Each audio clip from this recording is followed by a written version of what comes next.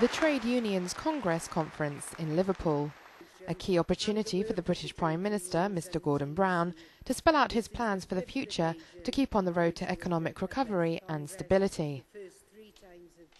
We still have other big choices to make, where we also need to work together. The recovery is not automatic. The road to recovery is still fragile. It is being hard-won by making the right choices and could be quickly wrecked by making the wrong choices. People's livelihoods and savings are still hanging in the balance. And so today I want to say to the British people, don't allow anyone to put the recovery at risk. There is a fundamental difference between the parties as to how to come through this recession and avoiding it being deeper, longer and more damaging. And we still have these big choices to make. The choice of whether we continue to act to help families and businesses, or whether we listen to the Conservatives and withdraw support from families and businesses today, cut public services now and refuse to invest in Britain's future. And so again, the country has a decision to make about whether we continue the support that I believe is necessary for this recovery, or we cut away the support now. On the coming G20 meeting in America, Mr. Brown outlined his hopes for a global agreement. Last April, when the G20 met in London, we got an agreement about what we had to do together to move the economy forward. Now we need agreement about what we can do together to maintain this road out of recession and sustain growth over many years. I will be asking all countries to contribute to world growth to the benefit of jobs in all our countries.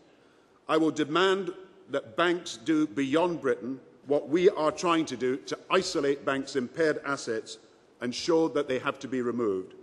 I will be demanding internationally that we look at setting limits on city bonuses.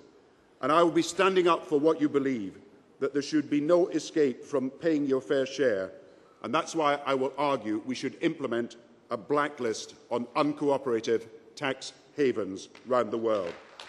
Mr. Brown turned to bringing national deficit levels down and the hard choices ahead. So be clear.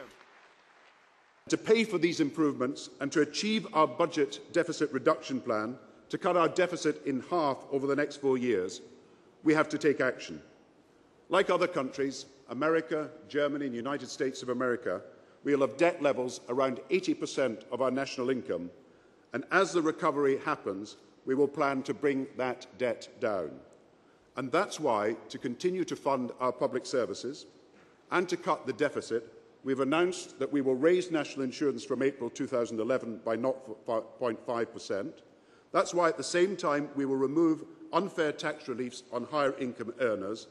And that's why we will also raise the top rate of tax to 50 pence for those on the very highest incomes. So I am here to tell you